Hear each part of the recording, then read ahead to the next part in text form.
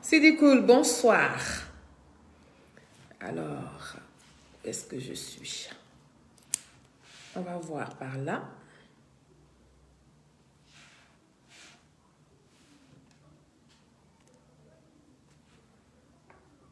Diomandé Ben Abou, bonsoir. Michel Douin, bonsoir.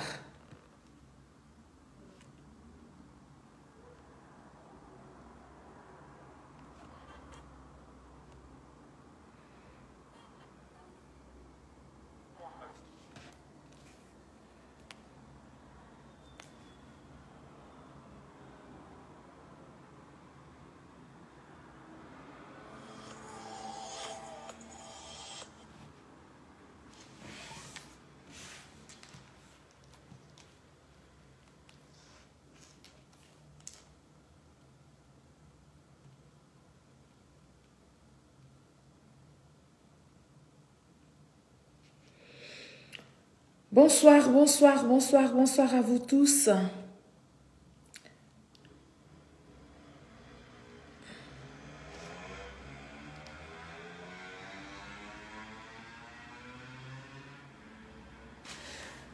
Je cherche mon propre direct, je ne le vois pas. C'est compliqué ça. Bonsoir. Alors, je cherche le direct là pour, n'est-ce pas, le partager. Je ne le retrouve pas. J'espère que il n'y a pas des sorciers qui sont allés s'installer dans ma page. Hein. Bonsoir à vous tous. Qu'est-ce que je peux dire d'autre? Qui est-ce qui peut me partager le direct pour que je le reçoive, moi? Parce que je ne l'ai pas. Je ne le vois pas. La dernière fois, ça avait été bien parce que j'ai profité, je l'ai partagé au maximum, mais là,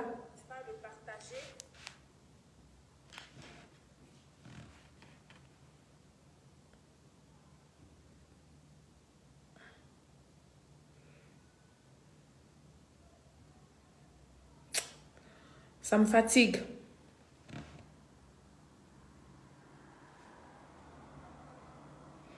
Bonsoir, bonsoir à vous tous. Sacré Mohamed Kone, bonsoir. Yakou Kone, bonsoir. Hortense Guillet, bonsoir. Kofi Lazare, bonsoir. Adama Pi, bonsoir. Adama Pit Trao. Pardon. Bonsoir. Bouba Fof, bonsoir. Bonsoir à vous tous, famille. Partagez le direct pour que je puisse aussi le recevoir. Nous allons parler. Nous allons encore donner de la voix parce que c'est important de, n'est-ce pas, expliquer les choses au peuple de Côte d'Ivoire que vous êtes. Je vous salue tous. Merci d'être présents. Merci pour votre fidélité. Merci pour votre soutien au président son Excellence Alassane Ouattara. Parce que c'est à cause du président Alassane Ouattara que moi, Série Solange, j'ai pris ma caméra. Et donc, je vous remercie. Partagez au maximum le direct. Je veux avoir le direct, n'est-ce pas, pour pouvoir le partager. Donc, il faut que le direct arrive jusqu'à moi. Merci beaucoup. Merci pour les partages. Taguez vos amis, famille. Taguez vos amis. Et puis...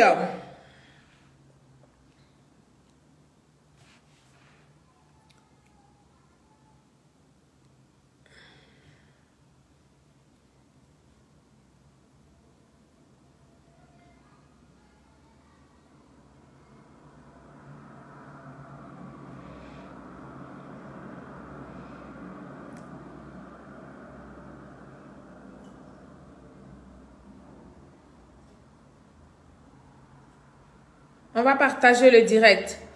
Merci beaucoup au gré de Yam Sokro. Alexandre Aoussou, merci. Je viens de recevoir le direct, donc je vais faire mes partages moi aussi.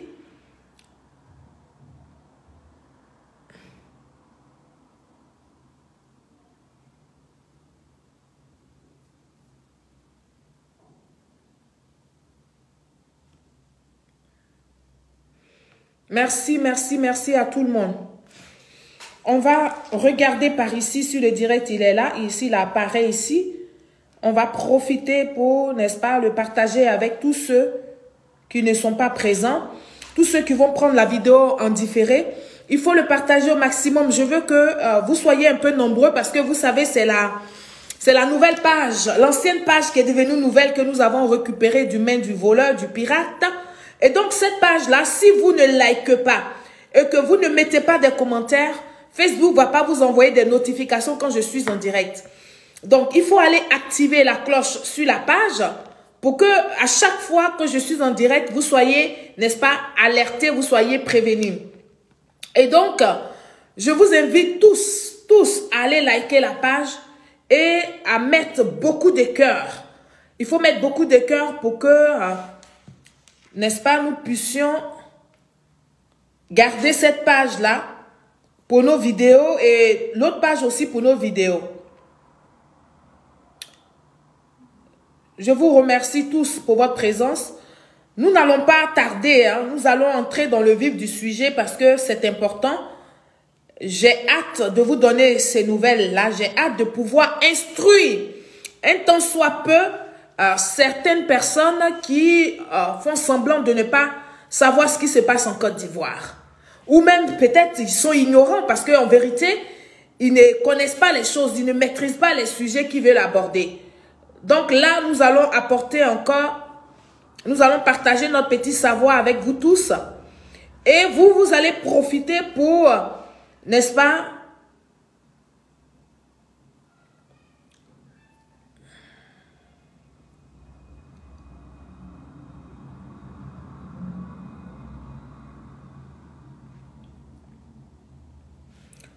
ok. Si je pouvais voir ce direct là par là, ça m'aurait fait plaisir. En tout cas, je ne l'ai toujours pas.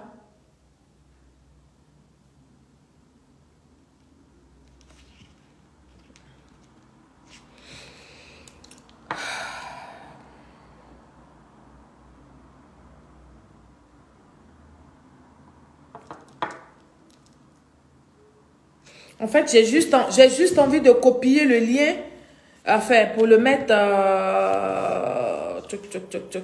sur l'autre page en même temps, mais bon, quand je fais ça, on me dit copier le lien, je fais ça, et puis donc, je suis obligée de sortir par là.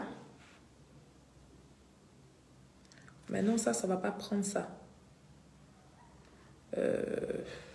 Bon. Ok, tant pis. C'est pas grave. On va faire comme ça. Bonsoir à vous tous. Sam de Milan, bonsoir. Camara Sekouba, bonsoir.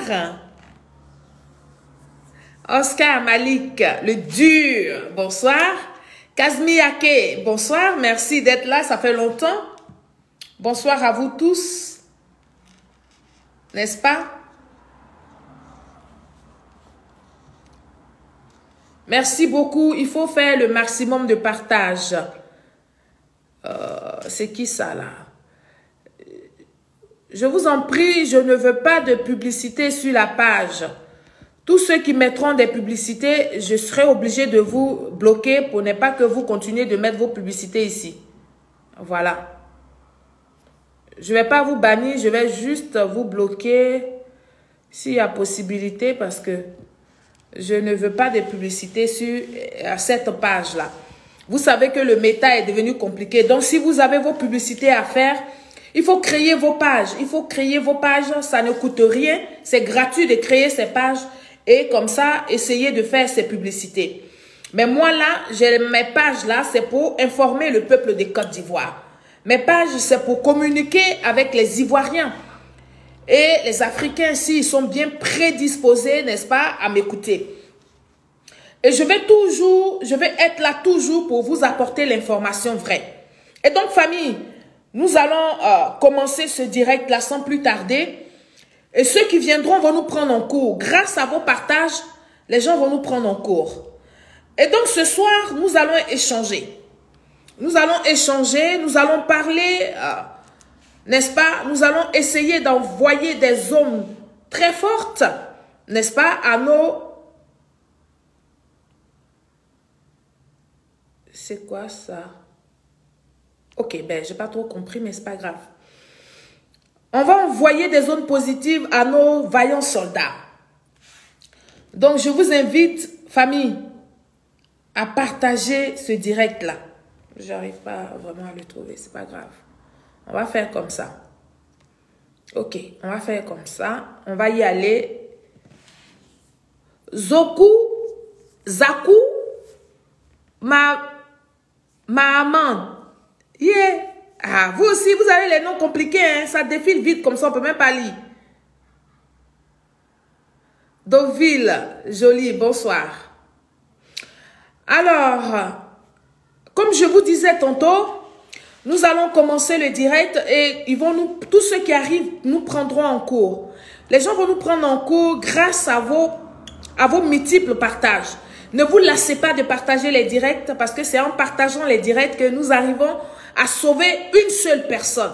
Nous arrivons à faire comprendre les choses qui se passent sur la toile à une seule personne et qui change d'avis. C'est-à-dire qui décide véritablement à donner sa vie ou à essayer de contribuer autrement pour le bien-être de la Côte d'Ivoire.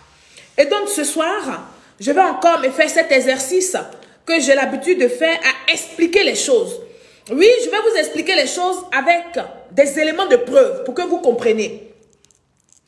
Et donc, en introduction de ma vidéo, n'est-ce pas, je voudrais souhaiter une très bonne chance à nos vaillants soldats, parce que je vois des gens qui se dispersent. Oui, les soldats ivoiriens qui sont détenus à Bamako injustement, qui sont pris en otage dans les filets, n'est-ce pas, des putschistes de Bamako, nous apportons notre soutien à ces vaillants soldats-là qui passent aujourd'hui, soi-disant, à un tribunal à Bamako.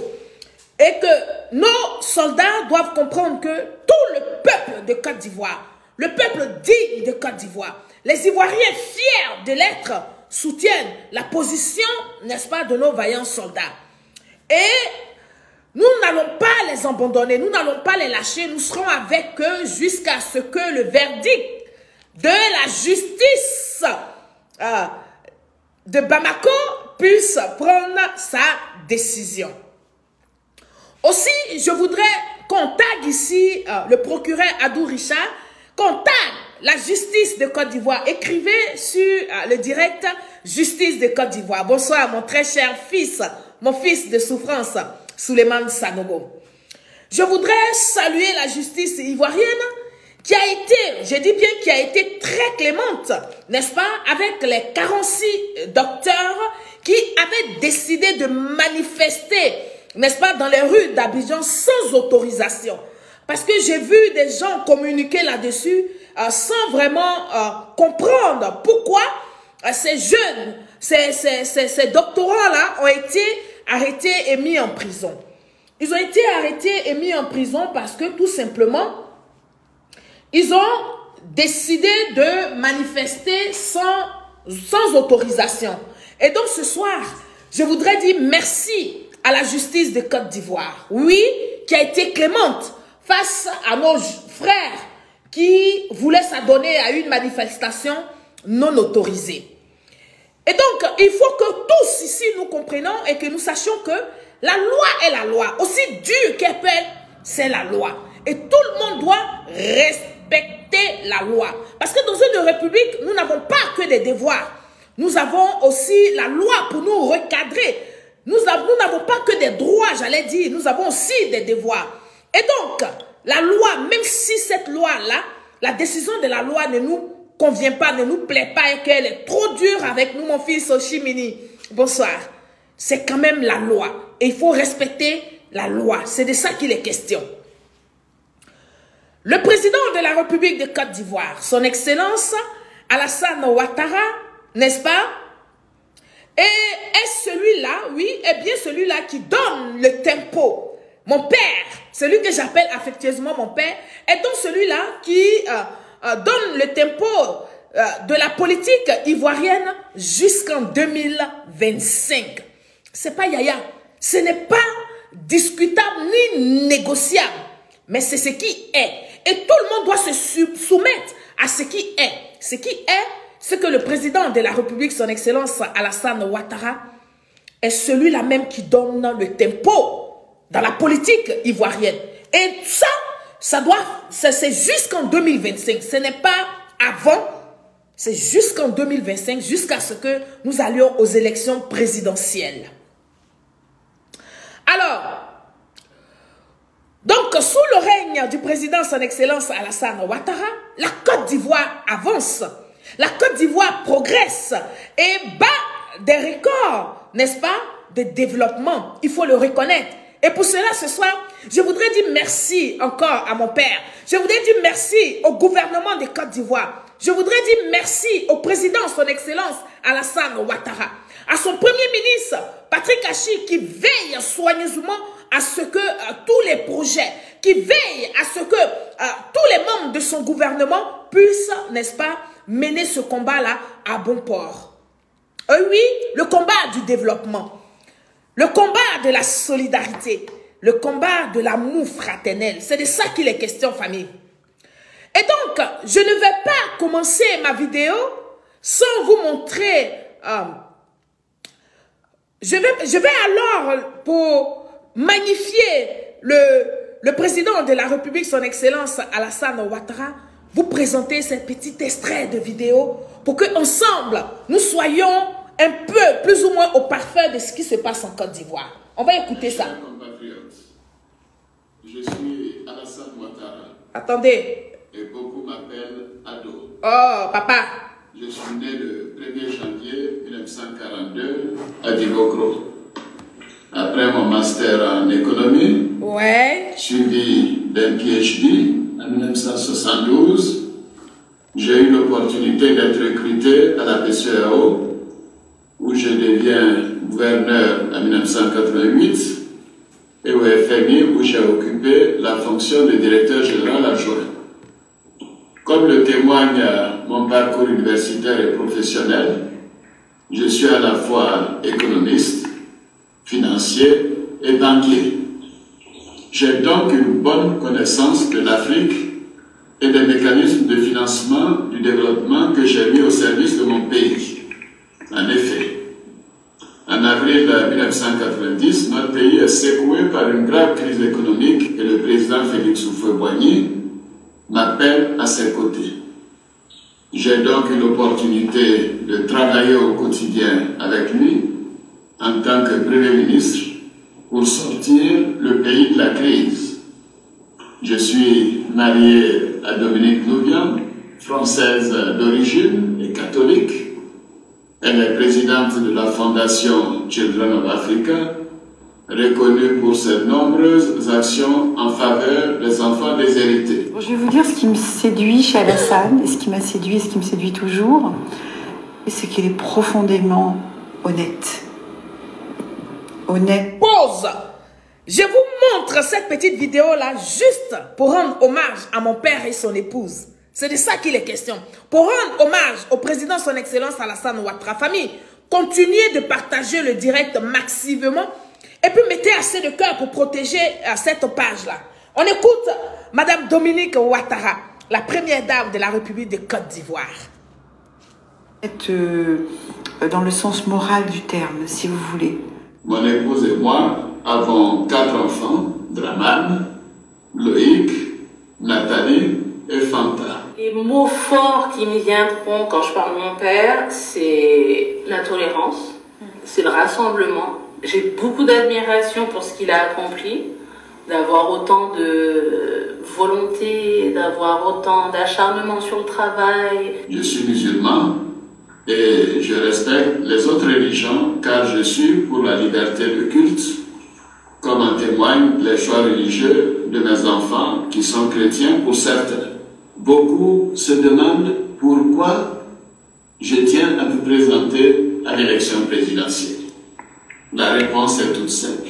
Vous ne pouvez pas avoir connu la Côte d'Ivoire dans sa grandeur, dans sa splendeur, et rester les bras croisés en la voyant se dégrader d'année en année dans l'immoralité et l'insalubrité. Je suis triste de voir que la corruption, la cupidité et l'impunité règnent en maître. Je suis peiné de voir notre jeunesse être gagnée par le désespoir. Je suis choqué de voir nos filles être livrées à la prostitution. Il est urgent d'agir. Je veux agir pour notre Côte d'Ivoire. Je me présente par amour pour mon pays. Je me présente aussi parce que j'ai des solutions. J'ai des solutions pour chaque Ivoirien. J'ai des solutions pour chaque famille. J'ai des solutions pour la santé et pour l'éducation de nos enfants. Je suis le candidat de la paix et du changement. Je veux remettre la Côte d'Ivoire au travail. Je crois en la démocratie, en une Côte d'Ivoire où le mérite prime sur les relations, en une Côte d'Ivoire qui donne du travail à ses jeunes au lieu d'en faire des martyrs, en une Côte d'Ivoire où personne ne meurt par manque de moyens pour acheter ses médicaments. Voilà. Et aujourd'hui, je peux vous assurer que toutes ces paroles qui ont été prononcées par le président de la République, son Excellence Alassane Ouattara, est en train d'être chose faite en Côte d'Ivoire. Oui, seuls les malhonnêtes intellectuels ne voient pas ce qui se passe. Et seuls ceux qui se font obligatoirement aveugles ne voient pas. Et ceux qui sont sourds ne comprennent pas, n'entendent pas tout ce qui se passe en Côte d'Ivoire. Et donc, je voudrais rendre hommage à ce grand homme-là pour dire malheureusement pour nous, jeunesse de Côte d'Ivoire, nous à qui le président, son Excellence Alassane Ouattara, voulait nous empêcher d'être des martyrs, mais nous emmener à aimer le travail, malheureusement, nous ne sommes pas, nous n'avons pas accepté la main du président, nous n'avons pas entendu le message du président de la République, son Excellence Alassane Ouattara, très tôt. Et c'est bien dommage. Mais il n'est jamais tard pour bien faire. C'est pourquoi nous remercions le président, son Excellence Alassane Ouattara.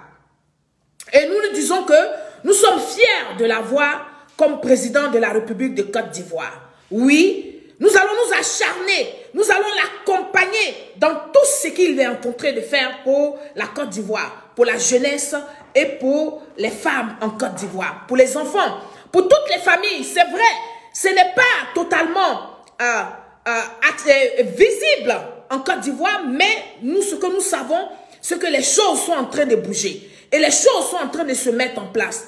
Très bientôt, oui, tout le territoire, je dis bien tous les territoires ivoiriens, nous allons pouvoir véritablement nous faire soigner sans débourser de l'argent en premier. Et donc ça, pour ces choses-là, nous disons merci au président de la République.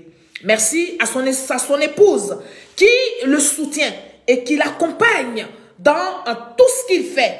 Et nous sommes reconnaissants de cela. Alors, ma vidéo de ce soir, n'est-ce pas, va se porter sur un soi-disant militant du PPAC. Oui, qui se fait appeler sur la toile ici Micro. Sur les réseaux sociaux, qui se fait appeler Micro. Je vous prie donc de me le biper parce que moi, il m'a bloqué.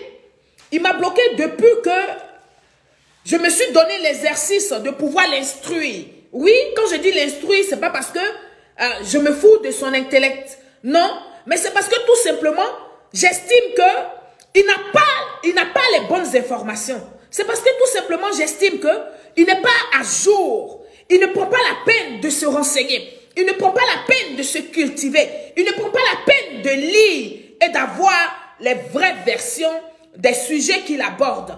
Et donc ce soir, bipez-le-moi. Écrivez Micro. Micro, ta soeur, Série Solange, t'appelle. La fille baoulée, la fille à qui tu as trouvé des origines baoulées, te demande de venir l'écouter. C'est de ça qu'il est question. Alors, je dis bien que ce monsieur passe tout son temps, n'est-ce pas, à faire des vidéos, n'est-ce pas, dans lesquelles il cause. Parce que oui, ça, c'est des vidéos de causerie. Et je comprends aisément que quand son épouse n'est pas à la maison, il s'ennuie. Donc, il se met là, il se donne un exercice de me rentrer sur la toile et de se mettre à causer. Mais je voudrais que désormais Micro sache que Facebook, là, c'est pas fait seulement pour causer. C'est pas fait pour causer, surtout lui qui se tague d'être un militant de parti politique. Il faut venir parler aux gens qui nous suivent, aux gens qui nous écoutent, aux Ivoiriens qui ont soif de vérité. Il faut venir leur parler avec des éléments de preuve. Il faut venir faire de la politique et non faire des comptes et non faire des causeries d'un soir. Alors, un de mes followers m'a amené une de ses vidéos hier. On m'a amené une de ses vidéos hier. Que j'ai pris le temps véritablement de décortiquer avec mon équipe. Et donc, le premier, je dis bien le premier élément vidéo que je vais vous présenter montre l'incohérence de ce monsieur-là qu'on appelle Micro. Famille, partagez le direct. Partagez le direct et puis restons concentrés parce que c'est un message fort. C'est un message très important. Donc, on m'a amené la vidéo de ce monsieur que nous avons décortiqué. Et de un de ses collègues, n'est-ce pas, cyberactiviste aussi, PPACI, du nom de Gbagbo Kone. Nous allons en parler de cela et profiter pour instruire ceux qui n'ont pas les vraies informations. C'est de ça qu'il est question. Gbagbo Kone qui s'est permis de traiter le Premier ministre Patrick Achi de Mauritanien. Et pour le défendre, ce monsieur qu'on appelle Micro, le fameux Micro, dit que Gbagbo Kone, n'est-ce pas, ne parle pas au nom du PPACI et que tous les propos que M.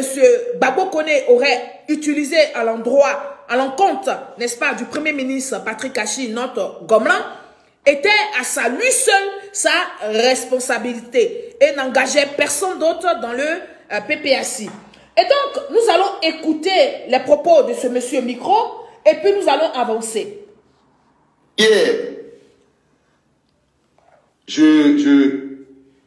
Je sais pas, je parlais de... J'étais en direct et puis il y a une dame qui m'a posé une question. Que Gbagbo Kone a dit que le Premier ministre Achi Patrick est mauritanien. Qu'est-ce que je pense de ça? J'ai répondu au gars pour dire, moi c'est Gbagbo Kone qui sait où il a pris tout ça, mais moi je sais même si c'est une réalité, qu'est-ce que ça peut maintenant nous apporter dans la politique d'aujourd'hui? Et je lui ai donné la réponse. La femme après elle a dit que, et j'ai dit que Gbagbo Kone, il ne fait pas les vidéos au nom du PPACI. Il est militant du PPACI, c'est comment il... Pause. Le monsieur dit Gbagbo Kone ne fait pas les vidéos au nom du PPACI. J'espère que vous avez bien entendu la partie là. Je vais revenir un peu en arrière parce que c'est important de relever les incohérences de ceux qui s'appellent des communicants des différents partis politiques là et que nous essayons d'en parler.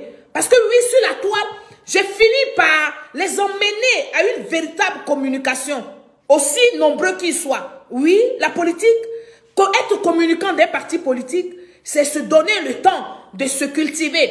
C'est se donner le temps d'écouter les vidéos des autres. C'est se donner le temps de comprendre le sens des vidéos que les gens mènent. C'est se donner aussi le temps de pouvoir travailler véritablement en équipe. C'est de ça qu'il est question. Et donc, ils ont fini, certains parmi eux essayent de faire des efforts. Mais comme ils ne connaissent pas, ils ne savent pas comment faire des recherches pour nous apporter des éléments de preuve, alors ils viennent s'asseoir, ils font des causeries. On va réécouter le monsieur. Au nom du PPACI. Il est militant du PPACI, c'est comme moi je suis militant du PPACI, mais je ne fais pas les vidéos au nom du PPACI. D'accord. La femme me dit non, lui il est PPACI. Donc pour elle, il fait les vidéos au nom du PPACI. Mais il y a un autre gars qui vient pour dire, c'est moi qui ne sais pas, mais Gbagbo Kone a été nommé comme responsable des cyberactivistes au PPACI. Je lui ai simplement demandé, si toi tu es un enseignant et qu'au RHDP, on te nomme comme responsable des enseignants militants du RHDP, quand tu vas en classe et tu donnes ton cours, là, tu donnes le cours au nom du RHDP. Vous voyez un peu les réflexions que vous avez. Comme il a été nommé responsable des cyberactivistes au PPACI, ces vidéos-là, c'est PPACI qui l'envoie pour faire. Toi, tu es un enseignant. Et on te dit au RHDP, là, toi, tu es nommé le responsable des enseignants militants RHDP. Quand matin, tu t'en vas faire cours en classe, là, c'est au nom du RHDP tu fais ton cours. Parce que tu es responsable des enseignants du RHDP. Donc, c'est RHDP qui te donne le module du cours et tu t'en vas faire ça.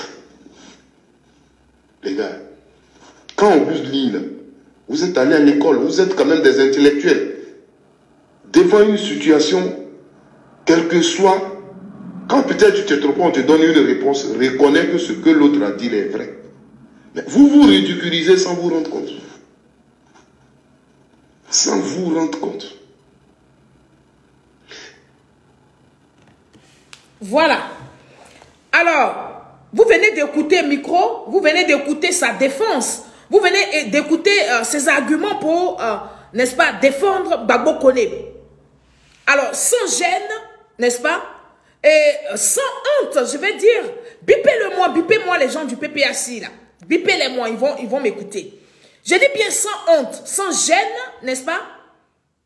Ils s'agrippent, oui, sur une déclaration d'un militant du RHDP pour accuser, n'est-ce pas, tous les communicants du RHDP.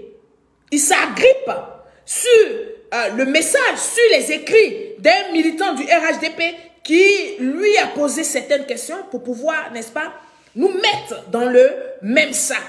Mais pourtant, oui, je dis bien pourtant, autour de son, n'est-ce pas, de son monsieur Gbagbo Koné, le monsieur là, il veut que la responsabilité soit individuelle.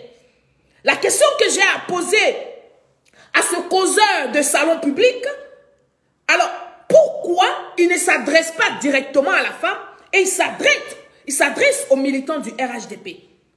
Parce que les propos qu'ont tenus Gbagbo Koné, lui ici, il défend son parti, le PPACI, pour dire Gbagbo Koné, il est certes militant du PPACI, mais il n'a pas été envoyé par le PPACI pour traiter le Premier ministre Patrick Achi de Mauritanien. Mais lui, Micro, par contre, il prend les propos, les écrits d'une dame qui lui aurait écrit sous son direct pour pouvoir mettre tous les militants du RHDP dans un même sac. D'où, je dis, il y a manque de cohérence. Oui, l'incohérence là, vous n'êtes pas obligé, je vous dis toujours, vous n'êtes pas obligé de faire des vidéos. C'est vrai que la France, là, la situation que nous vivons en hiver, c'est une situation très lourde. Après le travail, tu es à la maison. Et donc, si ton épouse n'est pas là, que tes enfants ne sont pas là, pour pouvoir t'occuper un peu, mais tu mets ta caméra et tu racontes tout et n'importe quoi. Sinon, sur les réseaux sociaux, là, quand on ne maîtrise pas un sujet, on ne s'aborde pas là-dedans. On ne s'hasarde pas de faire une communication là-dedans. Et donc, plus loin dans sa vidéo, ce même monsieur qu'on appelle Micro a abordé le problème, n'est-ce pas, des 46 docteurs. Oui, il faut le dire. Des 46 docteurs non engagés, n'est-ce pas, dans l'administration ivoirienne et qui se sont permis de manifester dans les rues d'Abidjan sans autorisation. Il a abordé ce sujet. Et moi, ça me fait plaisir parce que j'ai de quoi faire savoir, à apprendre aux Ivoiriens et à mes followers qui me regardent. On va l'écouter et puis nous allons vous apporter les informations, apporter à ce monsieur-là l'information vraie. On va l'écouter. Hier, je sais pas, je parlais de... J'étais en direct et puis il y a quelqu'un, il y a une dame qui m'a posé une question. Attendez, excusez-moi. Que Gbagbo Koné a dit que le Premier ministre Achi Patrick... Excusez-moi, c'est pas le bon truc. Nous allons l'écouter ici. Ok, d'accord. Je retrouve la vidéo. Écoutons cette vidéo. Écoutez-le. Aujourd'hui, je m'adresse à mon papa. Que mon papa, son excellence, Alassane Ouattara, père de la nation, Bamso Sindi Fatia Paraka, Nabouni Sissé Dembre. Mon papa, c'est toujours ton premier fils, monsieur Koné. Mon papa, la vérité est bonne à dire. On a réconciliation, on sait ça. On cherche la paix même dans le pays là. On a réconciliation, on sait ça, on cherche la paix même dans le pays là. Mon papa, c'est que moi je vais vous dire comme un petit conseil. Je sais que tu es au courant de ça. Mais faites très attention à Blé-Goudé. Faites très attention à Blé-Goudé. Tout ce que Blé-Goudé est en train de faire, c'est film, hein. Il n'y a pas réel dedans. Il n'y a pas de sincérité dedans. Tout ce que Blé-Goudé est en train de faire, c'est film. Il est en train de se promener, genre pour saluer, pour faire, genre un truc de la paix.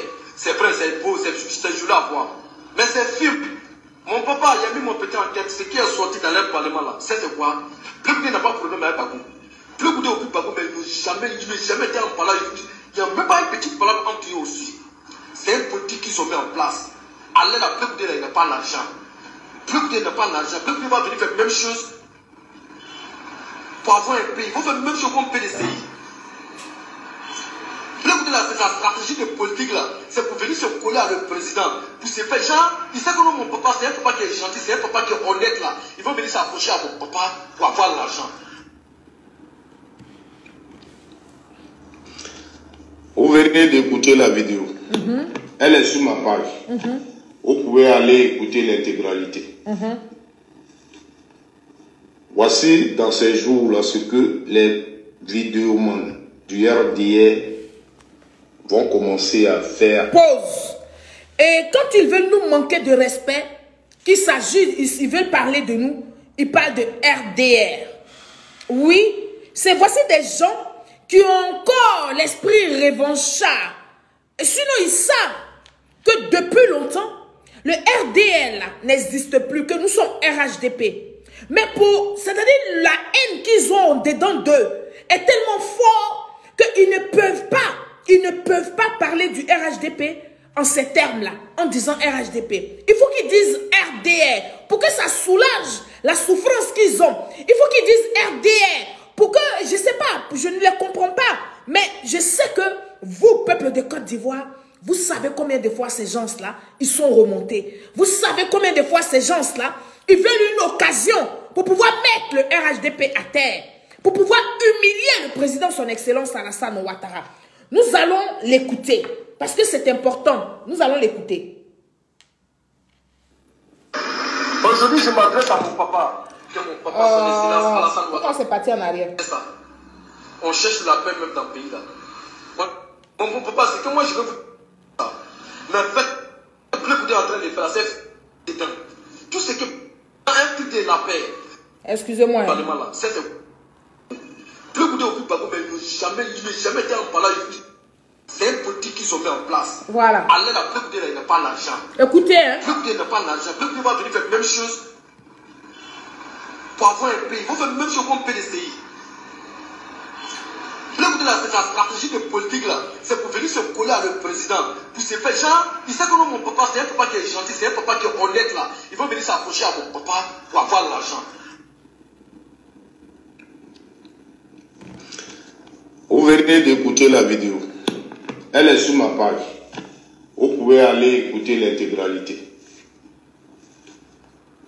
Voici dans ces jours-là ce que les vidéomans du RDA vont commencer à faire, vont commencer à dire sur Charles Blé-Goudé.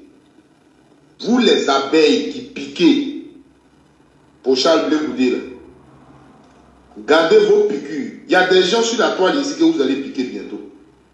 Nous, on va s'asseoir, on va vous regarder parce que nous, on aura fini de parler.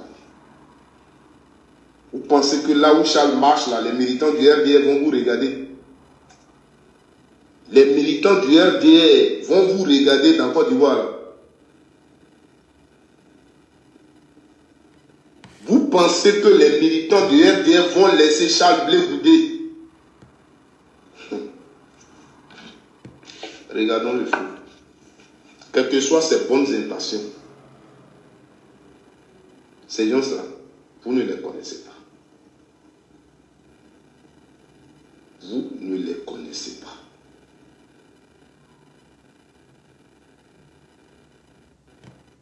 Voilà. Ok. Alors, sans gêne, je dis bien sans gêne, sans honte, ce monsieur-là encore, vous avez entendu ses propos. Est-ce que monsieur Micro là, est-ce qu'il est obligé, n'est-ce pas, de faire des vidéos mensongères comme ça? Oui. Est-ce qu'il est est obligé de faire des vidéos mensongères sur les réseaux sociaux? Je ne crois pas. Il n'est pas obligé, il n'a pas de code de cours. Surtout quand lui-même micro, il ne maîtrise pas un sujet, il faut éviter véritablement de communiquer, n'est-ce pas, sur le sujet. Alors, qu'est-ce qu'il nous dit? L'unique but, c'est de salir le RHDP. Sa vidéo qu'il a faite pour parler de M. Charles Blé Goudé, en nous traitant de RDR, c'est juste pour salir le RHDP. Il faut que vous le compreniez. Même comme tu as osé, micro, affirmer que l'État de Côte d'Ivoire a pour obligation... Oh, ben non, merde, qu'est-ce que je fais ce soir? Ben oui, c'est quand tu as beaucoup d'appareils comme ça, là. C'est... ça te mélange. Excusez-moi, famille, hein. Excusez-moi.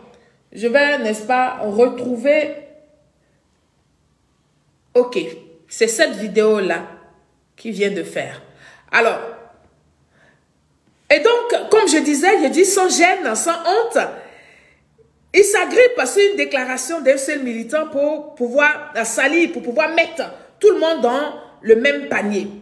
Et donc, ce monsieur, nous allons l'écouter par rapport à nos 46 docteurs qui ont essayé de manifester dans les rues d'Abidjan sans autorisation. Nous allons écouter ça, la vidéo là, et puis nous allons avancer. Ils sont 46 docteurs. Ok. Ils sont en prison. Alors, nous sommes sur les réseaux sociaux. On fait donc des posts pour que ces docteurs-là soient libérés. Ok. On demande leur libération. On demande à l'État de les libérer. Ils n'ont fait que demander l'amélioration de leur situation. Mais sous ces postes-là, nos frères et sœurs du RDR, ok, j'ai l'impression que les militants du RDR pensent que la Côte d'Ivoire, c'est leur propriété privée.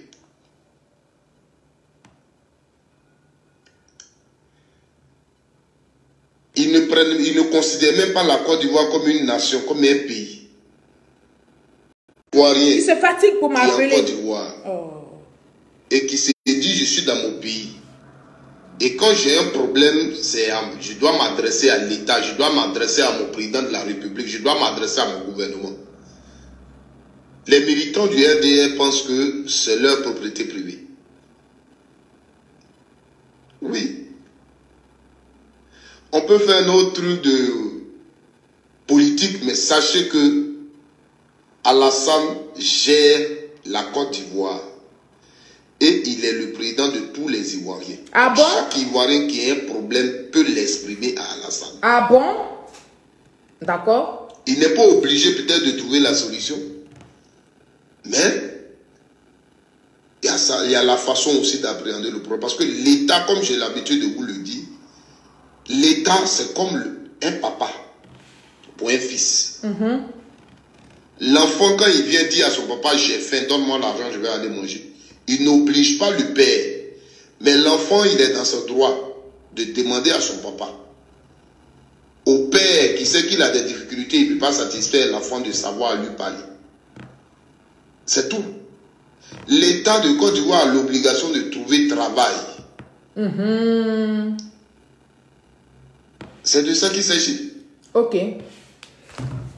Alors, Micro vient de nous dire que l'État de Côte d'Ivoire a pour obligation de trouver du travail à tous ceux qui sortent de l'école.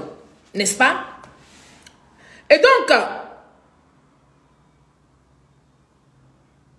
je voudrais dire à Micro que je vais me répéter, au risque de me répéter, quand tu ne maîtrises rien, il ne faut pas parler de ce que tu ne maîtrises pas.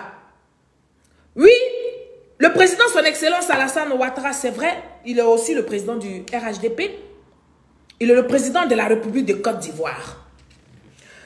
Mais comme tu as osé affirmer que l'État de Côte d'Ivoire a pour obligation, oui, ce sont ces mots qu'il a utilisés, ce sont ces thèmes que l'État de Côte d'Ivoire a pour obligation, n'est-ce pas,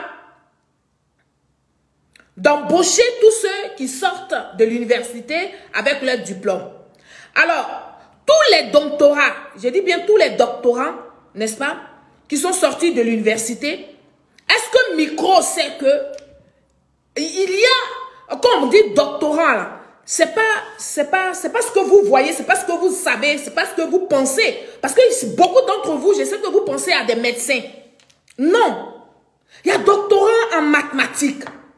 Il y a doctorant en sciences physiques. Il y a doctorant en comment on appelle? En recherche, c'est-à-dire les chercheurs, en médecine chercheurs. Il y a plein de trucs. Alors, vous pensez que, comme lui dit que l'État de Côte d'Ivoire est obligé de trouver du travail à tous ces doctorants-là, je suis en train de vous expliquer que l'État de Côte d'Ivoire n'est pas obligé.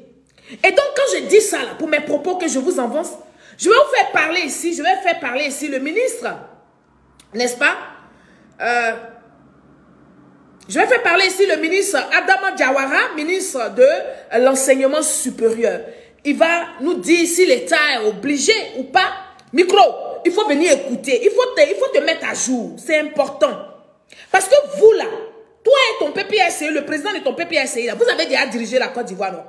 Vous allez nous dire le nombre des gens qui sont sortis de l'université à qui vous avez trouvé du travail. Ce que ton père n'a pas pu t'offrir, mais il ne faut pas obliger au papa d'autrui de te donner cela.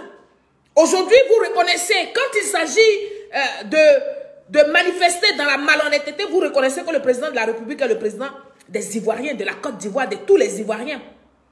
Mais quand il s'agit de défendre cette Côte d'Ivoire-là, quand il s'agit d'apporter votre soutien, votre fibre patriotique à cette Côte d'Ivoire-là, vous êtes absent.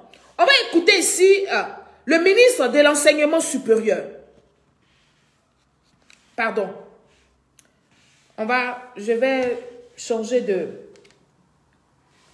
The Bluetooth device is... Je vais changer ça. Je vais mettre ce Bluetooth là ici. C'est pas facile, hein?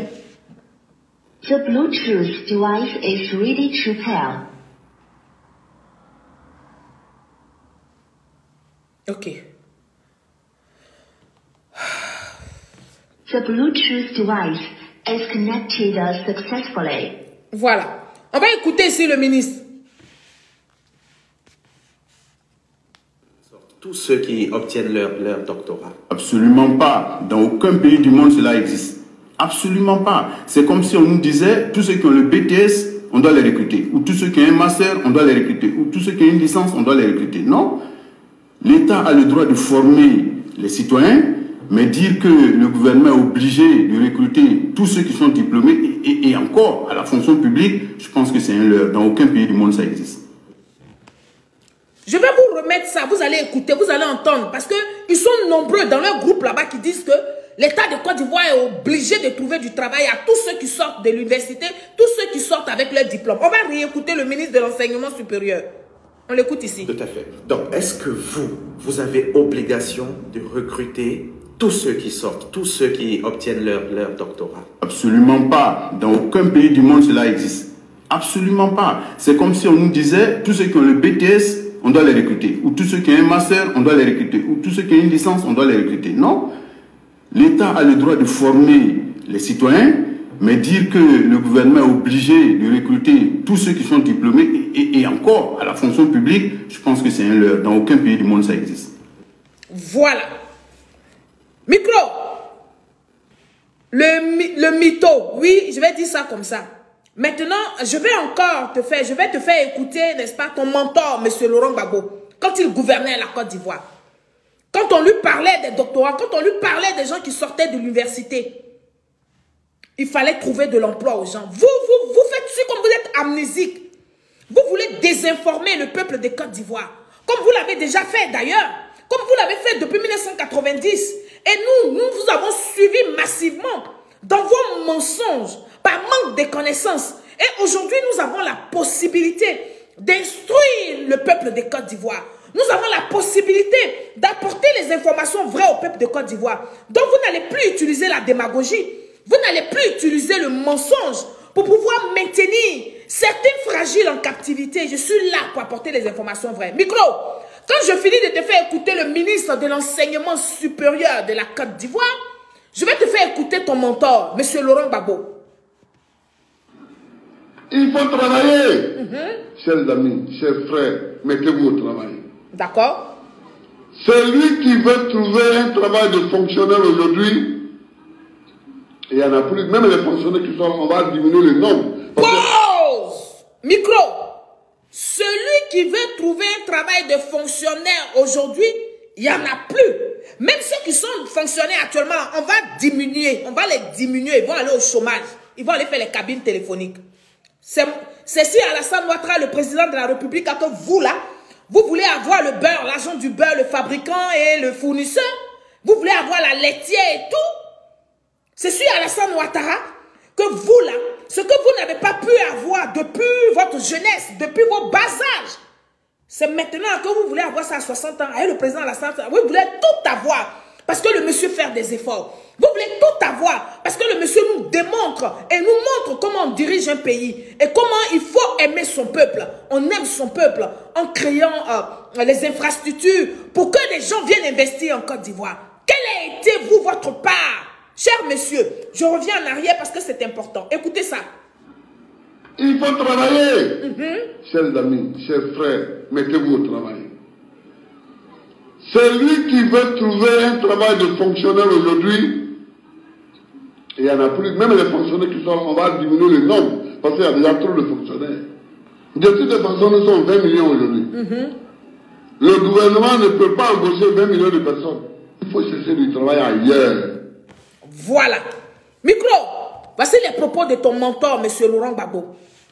Toi qui dis que l'État est obligé de trouver du travail aux gens. Mais je ne sais pas si c'est par manque de connaissances ou bien si c'est parce que tu veux toi-même t'abrutir, si c'est parce que toi-même tu veux fermer tes neurones pour ne pas réfléchir. Mais moi, je suis là pour t'aider à ce que tu réfléchis parce que je ne veux pas que tu sombres dans la désinformation, micro. Toi, tu oses dire que l'État de Côte d'Ivoire, le gouvernement de Côte d'Ivoire a une obligation de trouver du travail aux gens. Voilà ton mentor, PPSI, président, ancien président de la République. Mais quand il faisait son discours, il était président de la République de Côte d'Ivoire. Et les gens se plaignaient parce qu'il n'y avait pas de travail. Les gens se plaignaient parce que quand ils sortent de l'université, ils n'ont rien d'autre à faire. Ils vont s'asseoir en famille.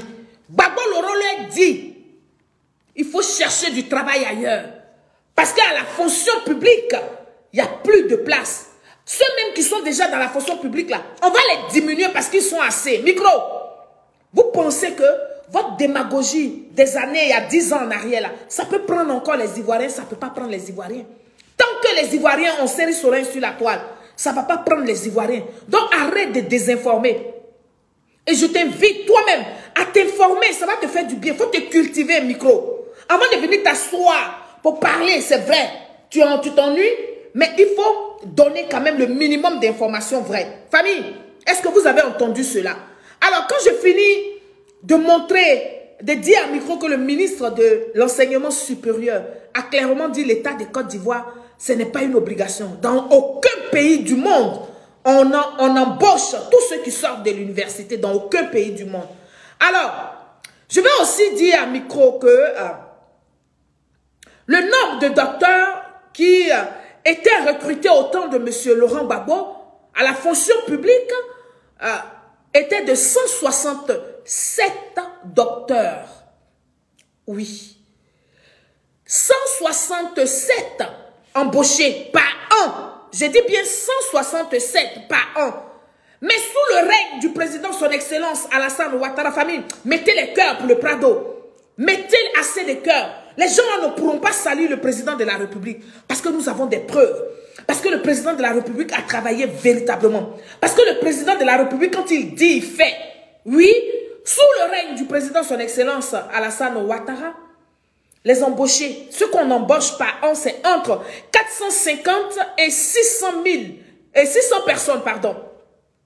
Entre 450 personnes et 600 personnes, jeunes docteurs, oui, embauchés par an sous le président Alassane Ouattara. Et quand je dis ça là, je vous apporte les éléments de preuve pour que ça puisse étayer vos long termes. On écoute ici le ministre. D'accord. Et combien d'entre eux sont recrutés chaque année par la fonction publique? Mais c'est là qu'il faut tirer le chapeau au président de la République, son Excellence M. Alassane Ouattara, parce que je signale que pour édifier les uns et les autres, par exemple en 2006-2007, bien avant l'arrivée du président Ouattara au pouvoir, on avait un chiffre de 167 recrutés. Tous les ans. 167 recrutés. Pause. En 2006-2007, on avait recruté, M. Laurent Gbagbo avait fait rentrer 167 docteurs dans la fonction publique. Vous avez entendu ça? J'ai dit, je vais remettre ça. Nous, on a les preuves et puis on a assis ici. Recrutés chaque année par la fonction publique. Mais c'est là qu'il faut tirer le chapeau au président de la République, son Excellence M. Alassane Ouattara, parce que je signale que pour édifier les uns et les autres, par exemple en 2006-2007, bien avant l'arrivée du président Ouattara au pouvoir, on avait un chiffre de 167 recrutés. Tous les ans. 167 recrutés. Non, là c'était le chiffre le plus élevé d'ailleurs, si on prend le régime précédent. Mais depuis l'arrivée du président Ouattara au pouvoir, de façon moyenne, on a entre 400 et 450 recrutements nouveaux et contrats, auxquels il faut ajouter en moyenne 150 glissements catégoriels, ce qui nous amène à 550 à 600. Alors, exemple typique, hein, en 2021, il y a eu 610 postes et en 2022, 660 postes.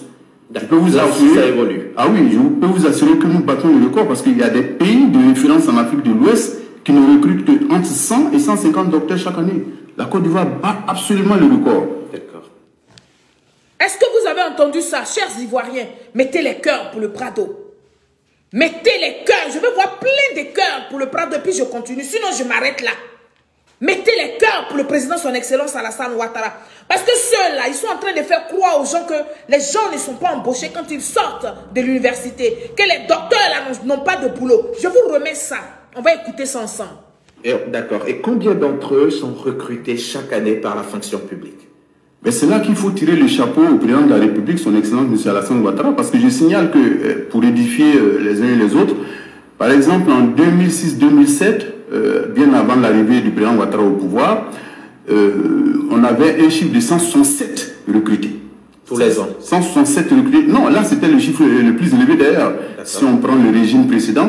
Mais depuis l'arrivée du président Ouattara au pouvoir, de façon moyenne, on a entre 400 et 450 recrutements nouveaux et contrats, auxquels il faut ajouter en moyenne 150 glissements catégoriels, ce qui nous amène à 550 à 600. Alors, exemple typique, hein, en 2021, il y a eu 610 postes et en 2022, 660 postes. Je peux vous assurer, ça évolue. Ah oui, je peux vous assurer que nous battons le record parce qu'il y a des pays de référence en Afrique de l'Ouest qui ne recrutent que entre 100 et 150 docteurs chaque année. La Côte d'Ivoire bat absolument le record. D'accord. En 2022, il y a eu 660 docteurs qui ont eu du travail, qui ont été recrutés. Micro, ça aussi tu ne sais pas. Mais il faut arrêter de manger, de faire les placalis tous les jours pour manger. Parce que ça, c'est en train de fermer ton esprit. Arrête de piler les photos et ta femme. Et puis attacher les pagnes, rester derrière et puis piler les photos. Il faut arrêter ça. Parce que vous êtes décidé de créer un autre parti politique. Donc vous voulez être dans l'arène politique ivoirienne. Allez prendre les vrais chiffres. Et puis on va édifier le peuple de Côte d'Ivoire. Comme ça, le peuple de Côte d'Ivoire va faire son choix en 2025. Va donner véritablement sa voix à celui à qui il peut faire confiance. Vous n'avez pas de projet. Vous n'avez rien fait autrement pour le peuple de Côte d'Ivoire. Vous n'avez rien fait pour les docteurs qui sortaient de l'université autrefois. Il n'y avait que 167 postes. Et ça encore, c'était la date, c'était entre 2004 et 2006. Oui.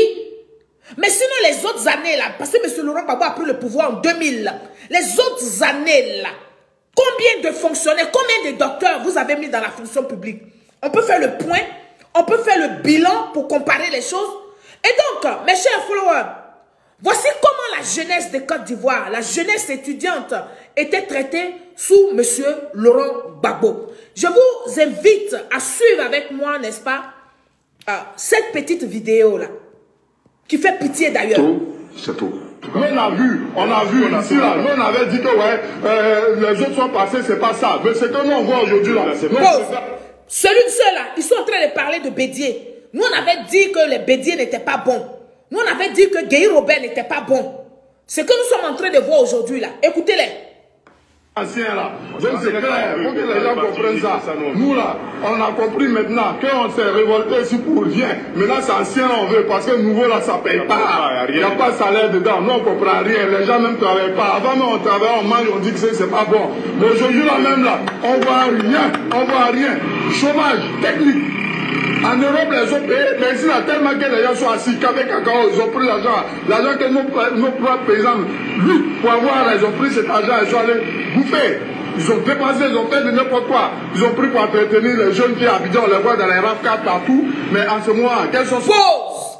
Parce que j'ai vu des gens prendre cette vidéo-là, la manipuler, et puis faire comme c'était une vidéo où les gens étaient en train de se plaindre du président Alassane Ouattara. C'est faux!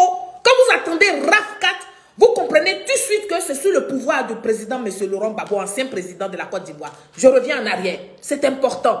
Quand vous entendez qu'ils ont bouffé notre argent des cafés cacao de nos parents, ils ont pris cet argent, ils sont allés acheter des RAF4, ce n'est pas le pouvoir du président Alassane Ouattara, c'est le pouvoir de M. Laurent Gbagbo. Vous tous ici, vous savez, vous qui avez déjà plus de 40 ans, vous savez que quand on parle des cafés cacao, quand on parle des RAF4, c'est le pouvoir de M. Laurent Gbagbo. Écoutez-les. Mais aujourd'hui là même là, on voit rien. Chômage technique. En Europe, les ont payé, mais ici là, tellement que les gens sont assis, qu'avec cacao, ils ont pris l'argent que nos propres paysans, lui, pour avoir, ils ont pris cet argent, ils sont allés bouffer.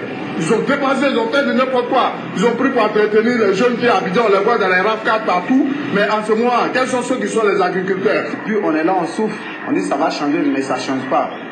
C'est-à-dire, je ne sais pas si c'est un secte de sorcellerie, mais moi, je ne vois pas que ça change. Ah bon? On risque même d'atteindre l'âge de la retraite sans avoir jamais exercé un emploi. Nous pensons qu'actuellement, la situation est tellement grave pour nous, hein, les jeunes. Aujourd'hui, on se rend compte qu'on n'a même plus d'avenir. On ressemble à une génération sacrifiée. Quand on devait commencer le concours, on avait déposé nos dossiers, tout, on devait commencer. Vous arrivez le jour du concours, les étudiants ne sont pas contrôlés. Il n'y a pas de fiche d'étape, on ne contrôle pas les pièces d'intérêt. Tout montre qu'il y a la tricherie. Il n'y a plus d'intellectuels. C'est quand il y a l'argent, c'est ça. À l'école, alors pour ça, les institutions aujourd'hui qu'on recrute, parce qu'ils sont de la FESI, parce qu'ils sont patriotes, c'est eux là qui sont maintenant. Vous avez entendu?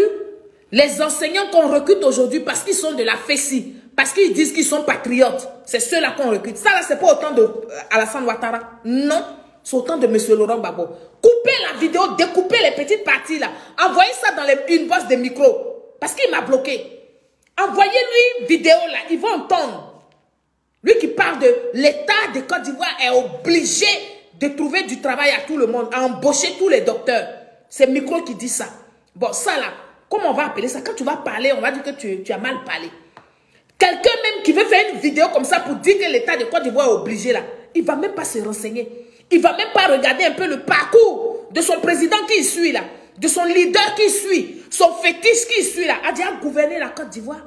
Qu'est-ce qu'il a fait pour tous ceux qui sortent là? J'ai dit, entre 2004 et 2006, ils ont embauché 167 docteurs. Là où le président, son excellence Alassane Ouattara, embauche entre 450 et 600 docteurs par an. L'année 2022, nous avons, le gouvernement a embauché 660 docteurs. Est-ce qu'il y a match? Est-ce que ce président-là, on peut lui en vouloir, on peut désobéir quand les autorités leur disent ne marchez pas. Quand vous n'avez pas l'autorisation de marcher, vous pouvez aller marcher alors que vous savez que vos collègues là ont été embauchés plein. Vous savez parce que vous parlez entre vous. Vous êtes des amis, vous êtes des promotionnels. Vous savez que un tel a été embauché, un tel a été embauché. Et donc si vous n'avez pas eu la place là, vous ne pouvez pas aller chercher le travail dans des cliniques ou dans certains trucs et puis le temps de voir encore comment ça peut se faire. Parce que oui, nous sommes des êtres humains. Il y a aussi des fois des décès. Il y a des départs en retraite. Et puis au fur et à mesure, on va prendre ce qu'on peut prendre. Maintenant, hein, vous là, vous voulez vous engager à faire tout et n'importe quoi. Micro, il faut écouter ça. C'est pas moi qui parle. Ce sont les Ivoiriens qui parlent. On ressemble à une génération sacrifiée. Quand on devait commencer le concours, on avait déposé nos dossiers, tout, on devait commencer. Vous arrivez le jour du concours, il y a les étudiants ne sont pas contrôlés. Il n'y a pas de fiche d'étape, il y a pas de, on ne contrôle pas les pièces d'identité. Tout montre qu'il y a la tricherie. Il n'y a plus d'intellectuels. C'est quand il y a l'argent, c'est ça.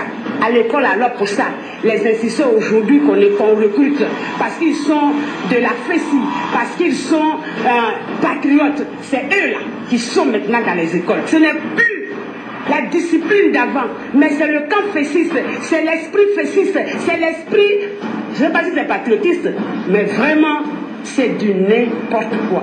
On ne peut plus maîtriser nos propres enfants. Parce qu'on ne peut pas les... Un enfant, quand il fait une bêtise et qu'on le punit, on le sanctionne un peu, il sait que ce qu'il fait est une bêtise. Mais là, ils sont impunissables. C'est pas bien pour un pays. Quand il y a un problème qu'on ne peut pas résoudre, on accuse la guerre.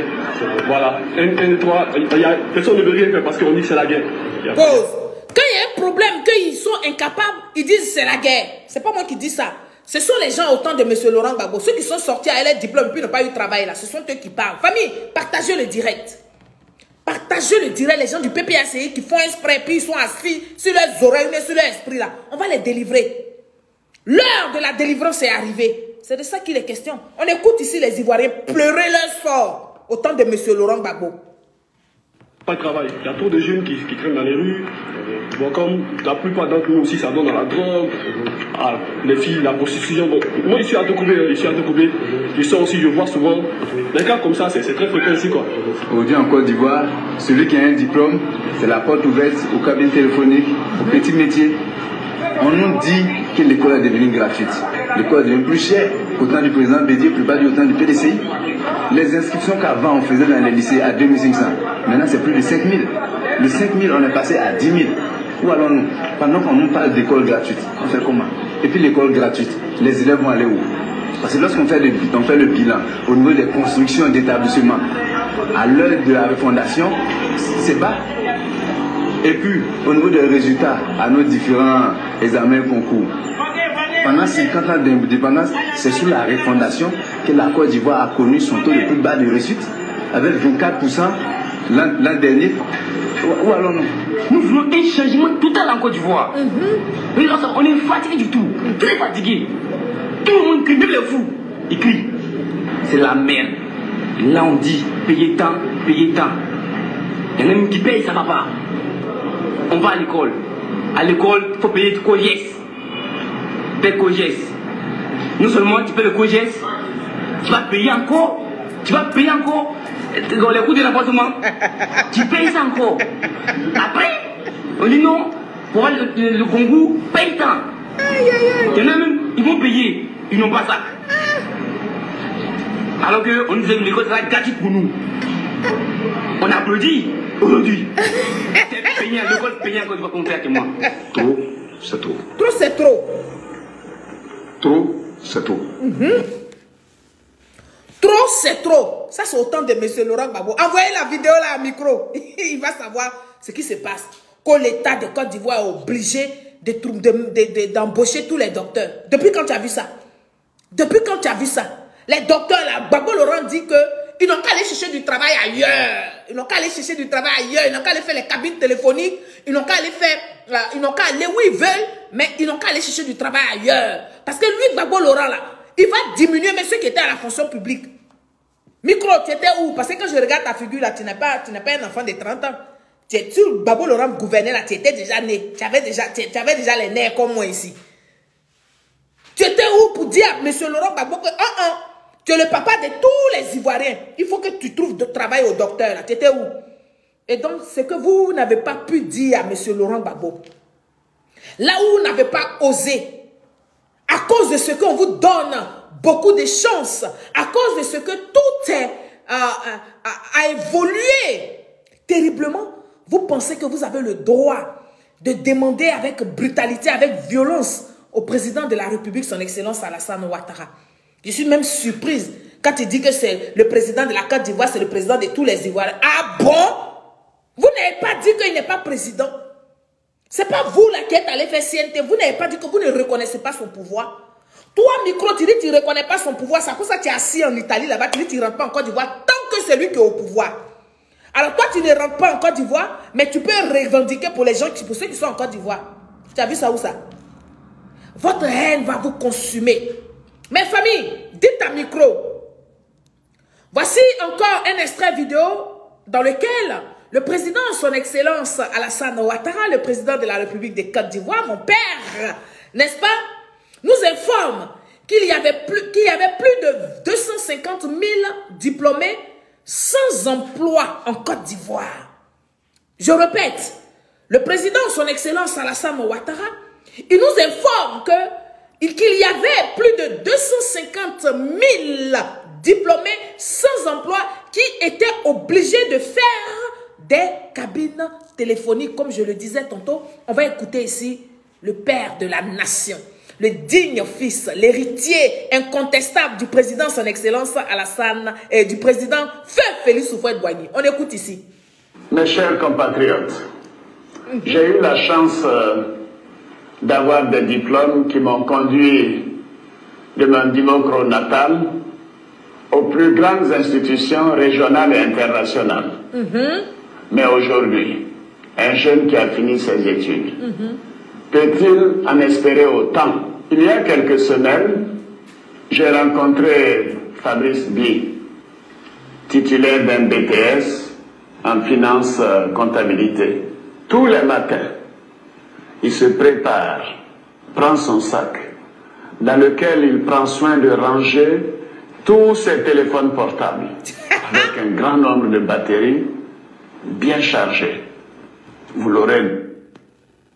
Fabrice Bli est gérant de cabine téléphonique. Je suis Bli, vous voyez Fabrice. Quand le président, son excellence Alassane Ouattara, dit le nom de Fabrice, Fabrice lui-même va parler. Le voici. Bli est gérant de cabine téléphonique. Je suis Bli, vous voyez Fabrice.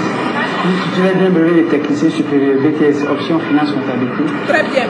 J'ai fait mon BTS au lycée technique d'Abidjan Cocody. Et après les 3 mois de stage de soutenance, il y a eu un autre stage dans une entreprise de transport de la place où on a fait des stages sans fin. Comme Fabrice, vous êtes plus de 2 millions de jeunes sans emploi, abandonnés à votre propre sort.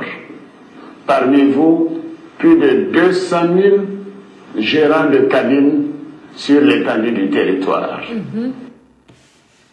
C'est de ça qu'il est question. Allez dire à micro que c'est comme ça qu'on communique. Quand on veut parler d'un sujet, il faut le maîtriser.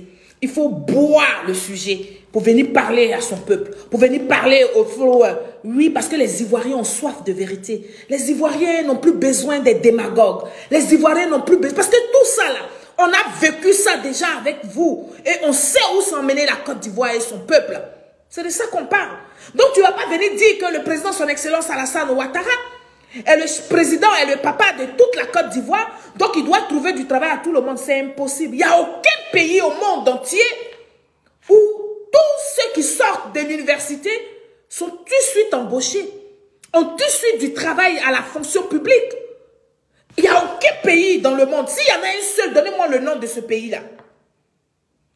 On va demander au président, son excellence Alassane Ouattara, non, quand vous donnez visa aux gens, ils vont aller dans ce pays-là parce que là-bas, on sait que quand ils vont sortir net, ils vont trouver du travail parce qu'il n'y a personne qui travaille nulle part. Tous ceux qui sortent de l'université travaillent à la fonction publique. Pourquoi vous êtes méchants comme ça?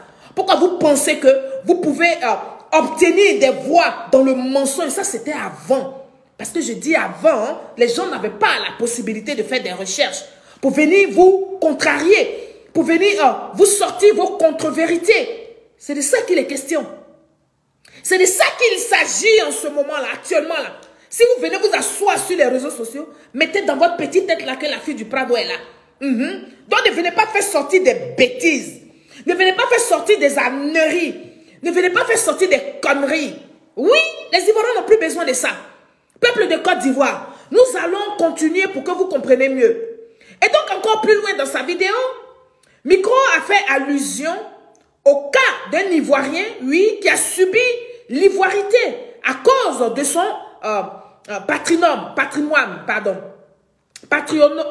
patronyme, excusez-moi, ça va, je vais y arriver. L'Ivoirien qui a subi, n'est-ce pas, l'injustice à cause de son patronyme. Et comme toujours, je vais dire, le fameux Micro, le mytho de la toile des PPACI a essayé de trouver des explications encore, des explications qui ne tiennent même pas la route, n'est-ce pas? Oui, à l'immense bavure qu'a vécu, qui a subi ce pauvre Ivoirien d'un certain âge. Tout d'abord, nous allons écouter, n'est-ce pas, ce monsieur-là qui a subi cette injustice au micro du frère Touré Souleymane. Vous allez l'écouter, et parce que Micro a pu parler de ça. Voilà des gens qui veulent communiquer sur des sujets, qui veulent essayer de défendre M. Laurent Gbagbo quand il était président, mais qui n'ont pas des arguments, qui n'ont pas les arguments, qui n'ont pas des preuves pour parler au peuple de Côte d'Ivoire. Mais moi, je vous parle avec des preuves. On va écouter ici. Je suis donc heureux ce matin de recevoir M. Ba Abdou, qui est un aîné de Boaké. Depuis quelques années, on m'a souvent parlé de lui. Et sa situation vraiment m'interpelle. J'ai décidé de faire une communication en espérant que ma communication permettra de réduire la situation de ce monsieur qui est victime d'une injustice criarde depuis plus de 20 ans. Monsieur Abdou, je souhaiterais que, il faut te présenter et puis tu expliques un peu ta situation. Tu as fait l'école à Boaké, c'est ça? Oui, je suis né à Boaké. Né à Boaké. J'ai fait l'école primaire à Camille Kerr 1, je suis de l'école Bakassa Traoré. Bakassa Traoré. J'ai eu mon entrée en 6e. D'accord. Après, tu as fait quel a été ton parcours par la suite? Et le lycée 2 où j'ai eu le bac. Au lycée 2 de Boaké. Le lycée 2 de Boaké, oui. En 85. Oui. Ensuite, l'université faculté de droit d'Abidjan. Donc tu as été orienté à l'université d'Abidjan. Faculté de droit. Ok. J'étais logé à la cité de Lepougon. Oui. Après l'obtention de ma maîtrise en 1991 à l'université d'Abidjan. Donc maîtrise en droit. En droit. D'accord. Public, licence privée, maîtrise publique. D'accord. J'ai passé le concours de l'ENA. Oui.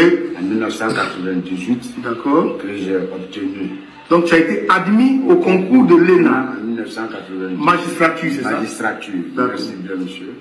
Et donc, à l'année 99-2000, en 99, nous avons commencé la formation à l'ENA. D'accord. L'année 1999, correspondait à notre formation théorique à l'ENA. D'accord. En janvier 2000, nous sommes allés en formation pratique en juridiction. Oui. J'ai eu la chance de faire ma formation pratique au tribunal de première instance d'Abidjan Plateau. D'accord.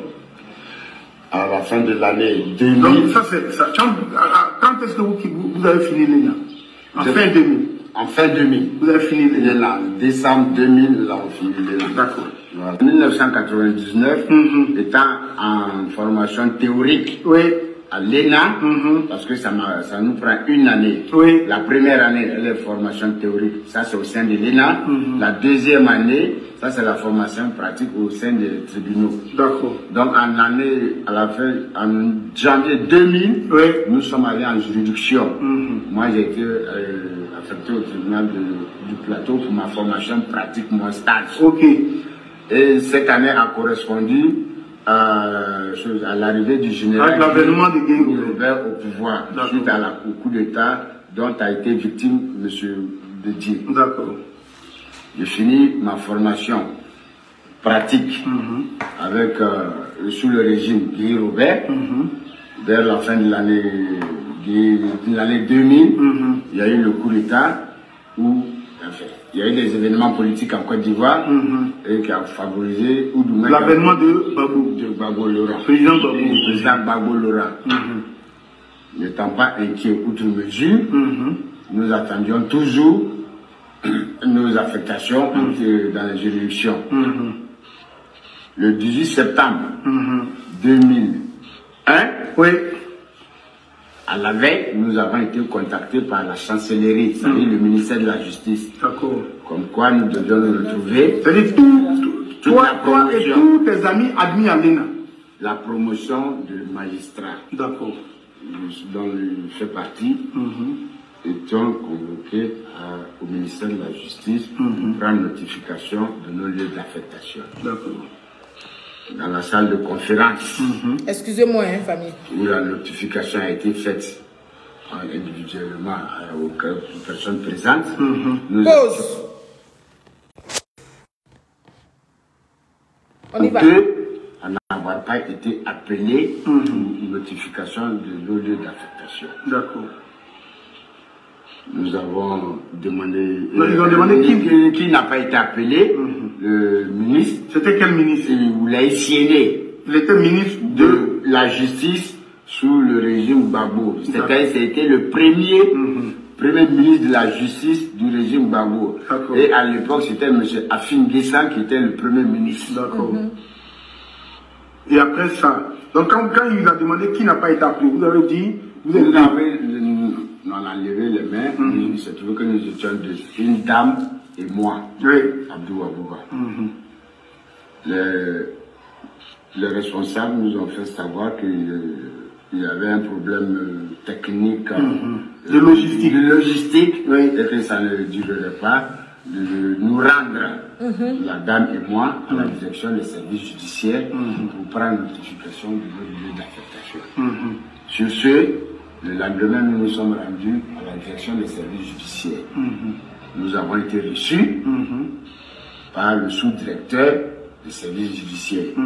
Son nom m'échappe un peu, mais son patron immédiat s'appelait M. Yo Gama, qui était le directeur des services judiciaires. D'accord. Quand nous avons été reçus, la première question qu'il nous a posée, le sous-directeur des services judiciaires, la dame et moi, c'était de savoir comment nous avons fait pour avoir la nationalité ivoirienne. Toute chose qui, moi, m'a surpris, pour ne pas dire choqué. Parce que je ne voyais pas l'intérêt de la question ce jour-là. D'autant plus que, pour rentrer à l'ENA, il faut montrer patte blanche. C'est-à-dire fournir tous les documents administratifs qui prouvent que nous sommes ivoiriens, on n'avait pas de problème de nationalité, nous n'avons pas fait de prison, on n'avait pas de casier judiciaire, et que nous avions tous les diplômes requis. À la suite, tout ce qui a été fourni, et nous avons été acceptés à concourir. Parce qu'il faut montrer patte blanche pour pouvoir concourir. Ça, c'est une première étape. Par la suite, ayant franchi cette étape, nous avons concouru. Et j'ai été admis. Voilà. Alors, ce monsieur s'appelle Abdoul. Ce monsieur s'appelle Abdoul Ba. Oui. Il est né en Côte d'Ivoire. Grandi en Côte d'Ivoire. Scolarisé en Côte d'Ivoire. Avec tous les diplômes universitaires ivoiriens. Oui. De l'université d'Abidjan. De Côte d'Ivoire, je vais dire. Il a eu son concours d'entrée à l'ENA. Il a fini ses formations, je dis bien, il a fini ses formations théoriques et pratiques. Mais au moment d'embaucher ce monsieur, au moment de l'affectation donc de ce monsieur, le régime de monsieur Laurent Gbagbo, ça je parle à micro. Je parle à micro parce qu'il a touché ce problème que je vais vous montrer. Le régime de monsieur Laurent Gbagbo a réclamé à ce monsieur pour ils ont douté sur sa nationalité, n'est-ce pas, ivoirienne. Et donc ce cyberactiviste qu'on appelle micro, qui ne comprend rien, qui ne connaît rien du tout, il s'est amusé à parler de ce sujet-là. On va l'écouter, puis je vais lui apporter quelques éléments pour, n'est-ce pas, nettoyer un peu ce qui se passe là-haut. On l'écoute. Je n'ai pas mal écouté la vidéo, M. Touré. Monsieur Touré Mohamed Lamine, je n'ai pas mal écouté la vidéo. La vidéo est là, tu peux aller l'écouter. Tu l'as mal écouté. Le monsieur, il dit, je suis né à Boaké. J'ai fait école primaire à Boaké. J'ai fait lycée, il a dit le nom du lycée qu'il a fait. Il a eu son bac, il allait à l'université à Abidjan. À son temps, là, il n'y avait pas d'université à Boaké. Il allait à l'université à Abidjan. Et il a eu sa maîtrise. Il a passé concours de l'ENA, il allait à l'ENA. Il a fini sa formation. Il allait à l'ENA en 1998. Ils ont fini formation en 2000. Gbagbo était déjà au pouvoir. Donc, ces magistrats-là, ils devaient maintenant aller à leur poste. Quand ils sont allés, on les a convoqués. Ils ont fait appel. 2 d'entre eux n'ont pas attendu leur nom. Quand ils se sont approchés, on leur a dit, on a un problème avec le système logistique. Donc, venez au service judiciaire. C'est là-bas qu'il est parti. C'est lui qui a raconté son histoire et puis tu me dis, je n'ai pas bien suivi la vidéo. Quand il est arrivé au service judiciaire, on lui a demandé comment est-ce qu'il a obtenu sa nationalité. Mais effectivement, cette question a son sens. Parce qu'il avait déjà la carte d'identité. Et il a passé ce concours jusqu'à ce qu'on arrive à cette étape. Et on constate qu'il y a un problème. Donc on lui demande juste de prouver comment il a obtenu sa nationalité. Pause. Mais comment on peut constater qu'il y a un problème? Quelqu'un qui a passé le concours de l'ENA, quelqu'un qui a eu un parcours en Côte d'Ivoire, quelqu'un qui a eu des diplômes en Côte d'Ivoire, quelqu'un qui est né en Côte d'Ivoire. C'est là que je vais vous instruire, peuple de Côte d'Ivoire. Peut-être que beaucoup d'entre vous, vous ne le saviez pas, mais je vais vous donner des informations qui vont vous aider désormais. Écoutez ça. C'était simple pour un magistrat, c'est simple. Mais pour lui poser cette question-là, c'était se foutre de lui parce que lui, il avait déjà une carte d'identité, il a donné des documents pour passer le concours, il a fait la formation, tout ça. À ce niveau-là, on ne pouvait plus lui poser la question. Voilà. Et donc, dites à micro. Oui, on va dire à micro. Quand on ne maîtrise rien, je vais le répéter 1000 fois. On ne s'hasarde pas à parler de ce genre, on ne parle pas des sujets qu'on ne connaît pas. Oui, aussi sensible que qui engage, n'est-ce pas, qui a engagé la vie de ce monsieur-là, d'un citoyen ivoirien. Donc le monsieur, monsieur Ba, tu dois t'abstenir, oui, micro, tu dois t'abstenir de rencontrer, pardon, tes mensonges sur les réseaux sociaux, parce que tu aimes M. Laurent Gbagbo. Tu veux essayer de défendre M. Laurent Gbagbo par tous les moyens. Alors, ce monsieur Abdoul Ba a le droit d'être indigné. Oui, parce que voici ce qu'il dit. Qu'est-ce qu'il dit la loi? Voici ce qu'il dit la loi sur la nationalité ivoirienne. Premier cas. Tous les étrangers, je dis bien, tous les étrangers qui était en Côte d'Ivoire jusqu'au 7 août, n'est-ce pas? Jusqu'au 7 août 1960, avaient la possibilité d'être des Ivoiriens. Je reprends. Je dis bien, tous les Ivoiriens qui étaient en Côte d'Ivoire, n'est-ce pas? Avant le 7 août, jusqu'à ce que il reste en Côte d'Ivoire jusqu'au 7 août, avait la possibilité d'être ivoirien. Le deuxième cas que vous ne savez pas, parmi vous, certains parmi vous, parce que je sais qu'il y a beaucoup de jeunes aussi qui me suivent, quand je regarde les statistiques de ma page, le deuxième cas, du 7 août 1960 jusqu'en 1972, tous ceux qui étaient étrangers et qui avaient fait des enfants en Côte d'Ivoire, ceux-là qui sont étrangers, qui sont nés en Côte d'Ivoire, avaient ce qu'on appelle le droit des sols. Est-ce que vous m'entendez, peuple de Côte d'Ivoire? Je dis et je répète, tous les étrangers qui vivaient en Côte d'Ivoire avant l'indépendance, et depuis que nous avons eu l'indépendance le 7 août 1960, ceux-là, ils avaient la possibilité d'avoir la nationalité ivoirienne. Alors, quels sont les cas? Ça, c'était le premier cas. Le deuxième cas, tous ceux qui sont nés à partir du 7 août 1960 jusqu'en 1972, les étrangers qui sont nés en Côte d'Ivoire là étaient directement ivoiriens. Parce que la Côte d'Ivoire, il y avait la loi qui disait que c'était le droit des sols. Alors, pourquoi, quand on regarde ce monsieur qui a parlé sur, qui vient de parler, monsieur Ba, quand on le regarde, ce n'est pas quelqu'un qui est né après 1972. Non, je ne crois pas que le monsieur là soit né après 1972. Ça doit être un monsieur qui est né avant 1972. Et donc, il a certainement bénéficié du droit des sols. Micro, est-ce que toi, Micro, tu savais qu'en Côte d'Ivoire, là, on bénéficiait du droit des sols? Depuis 1960 jusqu'en 1972. Tous les étrangers qui sont nés en Côte d'Ivoire ont bénéficié du droit des sols. C'est ce que nous disait la loi de Côte d'Ivoire et c'était dans notre constitution.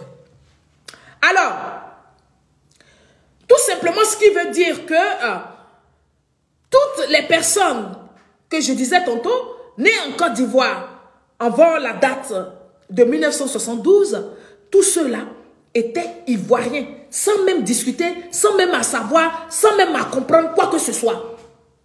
Après 72, oui, il y avait maintenant des démarches à faire. Il y avait d'autres choses.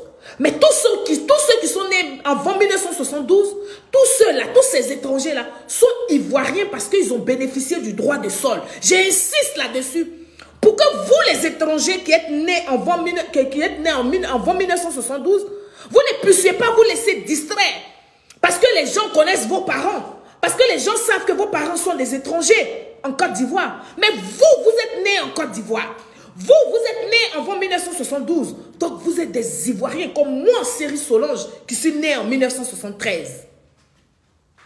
Mais moi, je suis Ivoirienne parce que mes deux parents sont Ivoiriens. Mais vous, les étrangers qui êtes nés avant 1972, vous êtes aussi des Ivoiriens parce que vous avez bénéficié du droit des sols. Donc, allez dire à Micro, il n'a qu'à aller se cultiver.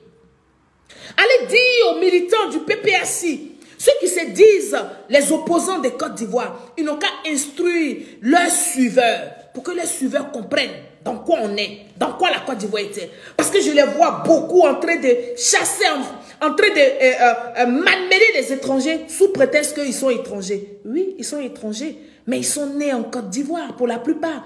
Ils sont nés avant 1972 pour la plupart. Et donc, oui, ils ont bénéficié du droit des sols. C'est de ça qu'il est question.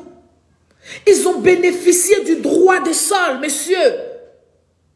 Et donc, vous ne pouvez pas aujourd'hui leur arracher cette nationalité-là. Parce qu'ils sont nés en Côte d'Ivoire avant 1972. Cette précision-là, je voulais la faire. Pour que tous ces opposants-là arrêtent d'insulter nos étrangers qui vivent en Côte d'Ivoire et qui sont nés en Côte d'Ivoire. C'est de ça qu'il est question, famille. Alors, le troisième cas, c'est à partir de 1972, c'est instauré, après 1972, à partir de 1972, je vais dire, ils ont instauré le droit de sol, oui, de 1972, le troisième cas, ils ont instauré donc le droit des sols et du sang. Le droit des sols et du sang. C'est-à-dire que tu es né après, à partir de 1972, tu es né là, tu as le droit du sol et tu as le droit aussi du sang.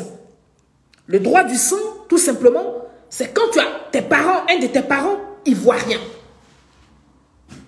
Mais tout ça, c'est important de le faire savoir aux jeunes qui ont la facilité de dire, c'est là, c'est les étrangers, comme la vidéo que je vous ai montrée avant-hier. C'est là, c'est les étrangers, c'est les Burkinabés. Mais c'est les Burkinabés, mais ils ont quel âge? C'est les Burkinabés, mais ils sont nés quand? C'est les Burkinabés, mais est-ce qu'ils n'ont pas un de leurs parents ivoiriens? Merde! Pourquoi vous voulez continuer à maintenir le peuple de Côte d'Ivoire dans la désinformation, dans l'intoxication? C'est ça, faire de la politique.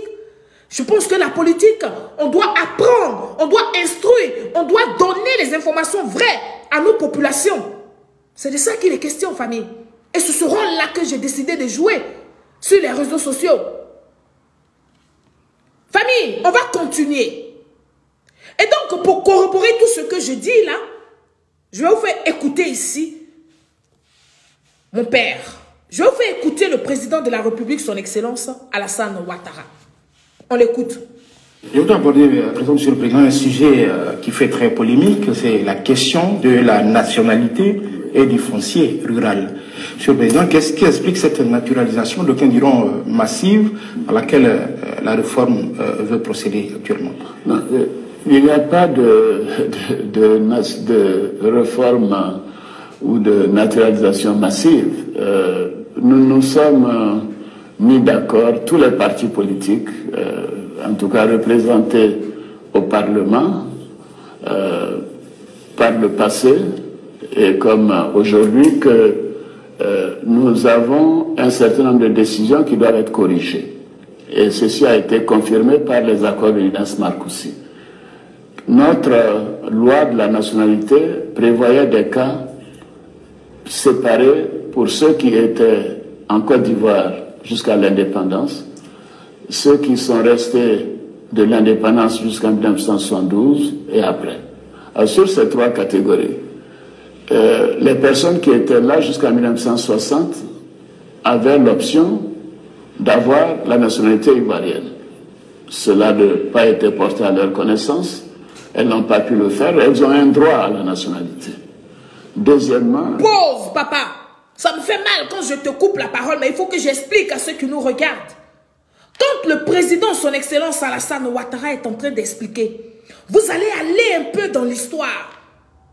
Que ceux qui étaient en Côte d'Ivoire, les étrangers qui étaient en Côte d'Ivoire avant 1960 là, avant l'indépendance de la Côte d'Ivoire, ceux-là, quand on a eu notre indépendance, ils devraient avoir la nationalité ivoirienne. Si vous vous souvenez dans mes vidéos, pourquoi donc M. Blaise Compaoré a accepté que des jeunes aillent s'entraîner au Burkina Faso? C'est parce que c'est le deal que M. Laurent Gbagbo avec M. Blaise Compaoré, ils avaient mis en place, qui était de ce que, quand M. Laurent Gbagbo va venir au pouvoir, les parents burkinabés qui étaient en Côte d'Ivoire depuis, à qui ils n'ont pas expliqué qu'ils avaient le droit de prendre la nationalité ivoirienne qui était en Côte d'Ivoire avant 1960, M. Laurent Gbagbo allait les naturaliser parce que c'est leur droit. Ils n'ont juste pas été informés dans le pays. Donc, M. Laurent Gbagbo a donné son accord de principe à M. Blaise Compaoré où, vous savez la suite, il a été entretenu par M. Blaise Compaoré à hauteur de 20 millions par mois, tous les mois, jusqu'à ce que M. Laurent Gbagbo arrive au pouvoir. Et donc, ce sont ces étrangers-là, c'est de ces étrangers-là que parle le président Alassane Ouattara. Mais je vais revenir en arrière pour que vous compreniez très bien. Le problème de la Côte d'Ivoire est complexe. Mais si les politiciens y mettent un peu de sérieux, un peu de bonne foi, on ne va pas avoir de problème avec les étrangers. On ne va même pas indexer les étrangers qui vivent en Côte d'Ivoire depuis X temps. On ne va même pas se frustrer quand des étrangers viennent voter aux élections, par exemple, présidentielles ou aux élections municipales ou aux élections législatives. Parce que ces étrangers-là, qui ont vécu en Côte d'Ivoire depuis avant la date de l'indépendance, ils ont étouffé la loi qui leur donnait le droit de faire des démarches pour avoir qui leur donnait le droit d'avoir la nationalité ivoirienne. Donc, ils n'ont pas été informés et puis ils vivent dans le pays là sans l'information. C'est ceux-là.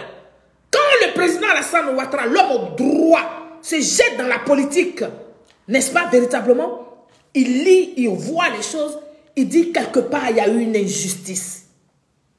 Quelque part il y a eu un manque d'information.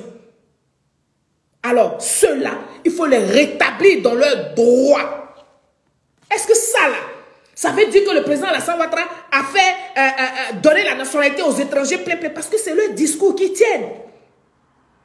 Mais c'est un droit pour ces personnes-là qui ont été naturalisées. Parce qu'ils sont sur le territoire ivoirien depuis avant la date de l'indépendance. Oui, chers Ivoiriens, ouvrez vos lanternes et puis disposez-vous à écouter la vérité. Allez vous instruire, allez prendre les informations, allez à la source des informations, que de rester là, venir écouter les gens qui font danser les seins, coucou, coucou, et qui ne vous disent rien. Tout ce qu'ils vous ont prédit, tout ce qu'ils ont prophétisé, ça n'a pas été. Mais vous êtes quand même nombreux à continuer de les suivre, à continuer de leur faire confiance. Des gens qui vous ont trahi, qui vous ont menti plus de 10 fois. Mais ceux-là, quand ils sont connectés, vous êtes 3 000, 4 000, 5 000. Allez écouter leur bavardage.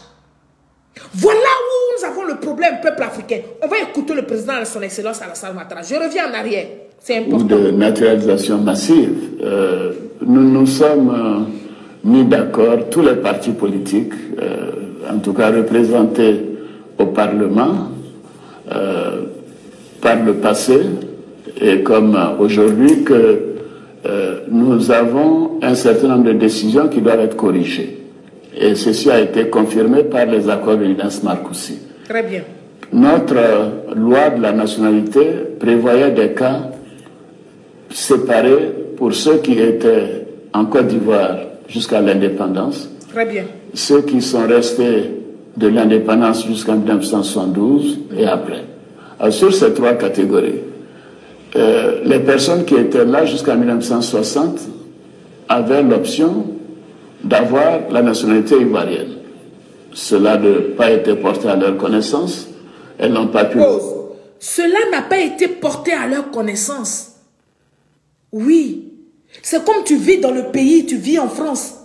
Et il y a une loi qui dit que si tu as fait déjà 5 ans sur le territoire français et que tu as les preuves, tu peux démontrer que tu as fait 5 ans sur le territoire, tu as droit à ton premier titre de séjour. Mais ça là, si on ne t'a pas dit, tu peux être assis en France, tu peux être assis dessus et puis tu peux ne pas savoir. Si tu ne vas pas à la source de l'information, si tu ne vas pas t'informer chaque jour, tu me diras, maintenant même c'est encore plus facile parce qu'on a des sites de tous les services. Mais eux, à leur temps, c'était une affaire de bouche à oreille. Donc si un député ne leur a pas dit que vous là, les étrangers qui vivent en Côte d'Ivoire depuis en 1960 jusqu'à 1960, et vous qui êtes nés en Côte d'Ivoire, depuis là jusqu'en 1972 là, vous avez droit à la nationalité ivoirienne parce qu'il y a aussi le droit du sol qui joue en votre faveur. Mais les gens là, ils peuvent être assis dans le pays et puis ils ne sont pas au courant. Mais les malhonnêtes d'avant, ils n'ont pas pu expliquer cela aux étrangers qui ont donné les bras, qui ont donné leurs muscles, qui ont donné leur force, qui ont donné leur courage à construire la Côte d'Ivoire. Ils n'ont pas eu l'information qu'ils avaient le droit d'avoir la nationalité ivoirienne. Et ils sont assis dans le pays.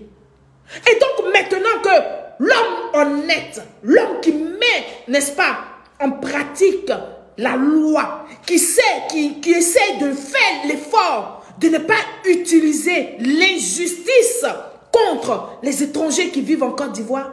Voilà le problème des nouveaux Ivoiriens, des Ivoiriens de M. Laurent Gbagbo, des soi-disant patriotes de M. Laurent Gbagbo. Voilà où ils ont fait l'amalgame pour manipuler plus d'un, pour faire croire aux gens que le président Alassane Ouattara est en train de naturaliser des étrangers. Mais alors que ces étrangers-là, c'était leur droit. Ils ont eu leur droit qui leur a été arraché pour certains. Ils ont eu leur droit. On ne leur a pas donné l'information. Et ils vivent dans le pays là comme ça. On écoute le président. De l'indépendance jusqu'en 1972 et après. Alors, sur ces trois catégories, les personnes qui étaient là jusqu'en 1960 avaient l'option d'avoir la nationalité ivoirienne. Cela n'a pas été porté à leur connaissance. Elles n'ont pas pu le faire. Elles ont un droit à la nationalité. Très bien. Deuxièmement, le code de la nationalité reposait sur le droit du sol jusqu'en 1972. Voilà. Donc toutes les personnes nées en Côte d'Ivoire jusqu'en 1972, comme aux États-Unis, sont de nationalité ivoirienne. À partir de 1972, nous avons décidé que ce serait le droit du sang et le droit du sol en même temps. C'est-à-dire que pour être ivoirien, il faut avoir un parent ivoirien. Voici les trois catégories. Est-ce que vous avez entendu ça? Soyez honnête avec moi. Est-ce que beaucoup d'entre vous qui me regardez, est-ce que vous le saviez ça? Alors si vous le saviez, pourquoi donc on n'a pas en ce moment-là fait du bruit pour faire comprendre que ces étrangers-là, ils ont le droit. La loi leur autorisait d'avoir la nationalité ivoirienne. Oui, parce que ceux qui sont en train de combattre là, pour la plupart, c'est des gens qui ont plus de 50 ans. Oui. Alors quand tu as plus de 50 ans, ça veut dire que tu es né en 1972. Et donc oui, tu as le droit à la nationalité ivoirienne. Si tu es né en Côte d'Ivoire. Si tu as été en Côte d'Ivoire, que tu vivais déjà en Côte d'Ivoire, depuis avant la date du 7 août 1960, oui, tu es ivoirien. Tu peux, tu as le droit de demander la nationalité, pas tu peux, mais tu as le droit d'avoir ta nationalité ivoirienne, avec les preuves à l'appui de ce que tu vivais en Côte d'Ivoire à ces dates-là. Alors, micro, quand tu regardes monsieur Abdoul Ba, je ne pense pas, oui, je ne pense pas que tu crois qu'il ne soit pas ivoirien, ce monsieur-là. Ça se donne. Et je ne crois même pas que ce monsieur-là, ça dit que n'est pas soit né après 1972. Et donc, quand les gens expliquent leur situation, ils expliquent l'injustice qu'ils ont vécue, allez-y en profondeur, allez-y chercher les informations vraies et puis comprendre. Mais ne venez pas les blâmer, ne venez pas donner des explications caduques, rien que pour faire plaire à tous ceux qui suivent M. Laurent Gbagbo que oui, M. Laurent Gbagbo a été un homme juste. M. Laurent Gbagbo est peut-être un homme juste, peut-être. Je dis peut-être parce que moi, en tant qu'enfant de 50 ans, j'ai des preuves, j'ai vécu en Côte d'Ivoire, je sais ce que j'ai vécu. Donc je ne peux pas dire est un homme sans tâche. Mais par contre, je peux dire haut et fort que M. Laurent Gbagbo est un homme incompétent. Est un président qui a été incompétent, qui n'avait pas, qui ne savait pas comment diriger un pays, qui ne savait pas ce qu'on appelait être président. Ça l'a surpris. Il a fait la loterie et ça l'a surpris. Et donc, il n'avait pas les manettes de diriger un pays. Il faut le reconnaître. C'est aussi ça la grandeur des gens. Il faut reconnaître que votre mentor, à tout point de niveau, n'était pas à la hauteur. Et ceux qu'il a mis autour de lui n'étaient pas non plus à la hauteur. Raison pour laquelle, quand la tête est malade, tout le corps est malade. Oui, c'est de ça que je parle. Donc, M. Laurent Gbagbo était incompétent. Tous ceux qui le suivaient, du coup, étaient incompétents. Parce que sur quoi M. Laurent Gbagbo allait se baser pour suivre, pour, n'est-ce pas, contrôler tous ces ministres qu'il a nommés là, alors qu'il entendait en ville. Il savait que les gens là n'étaient pas à leur véritable poste. C'était des gens qui dilapidaient les ressources de l'État. M. Laurent Gbagbo nous a dit au docteur, oui, je n'ai pas de travail pour vous tous. Vous allez aller chercher le travail ailleurs. Allez chercher le travail dans les cliniques. Si vous avez la possibilité, allez faire des cabines téléphoniques. Mais le président, son excellence Alassane Ouattara, il leur donne du travail. Oui. Pour l'année 2022 seulement, les docteurs là, qui disent qu'ils ont fait marche, là, les 46 là, qui ont fait la marche qui n'était pas autorisée, en 2022, nous avons, le gouvernement de Côte d'Ivoire a embauché 660 docteurs. Je reprends. Le gouvernement de Côte d'Ivoire a embauché 660 docteurs en 2022. Et donc, sur ce, vous devez comprendre que, quel que soit qui tu es, si tu n'as pas eu autorisation des autorités compétentes de manifester, tu ne dois pas manifester. C'est de ça qu'il est question. C'est aussi ça, respecter les institutions. Peuple de Côte d'Ivoire, Ivoiriens, Ivoiriennes, nous allons continuer de soutenir nos vaillants soldats. Nous allons leur apporter tout notre amour, toute notre solidarité, afin qu'ils puissent traverser avec dignité cette épreuve humiliante de la Côte d'Ivoire. Oui, c'est de ça qu'il est question. Il faut être digne devant tout ce qui nous arrive. Il faut rester digne. Vive son excellence Alassane Ouattara, le président de la République de Côte d'Ivoire. Vive le premier ministre Patrick Achi et tous les membres de son gouvernement. Vive le peuple de Côte d'Ivoire que vous êtes. Soyons tous solidaires. Et bonne soirée à tous. Merci et au revoir.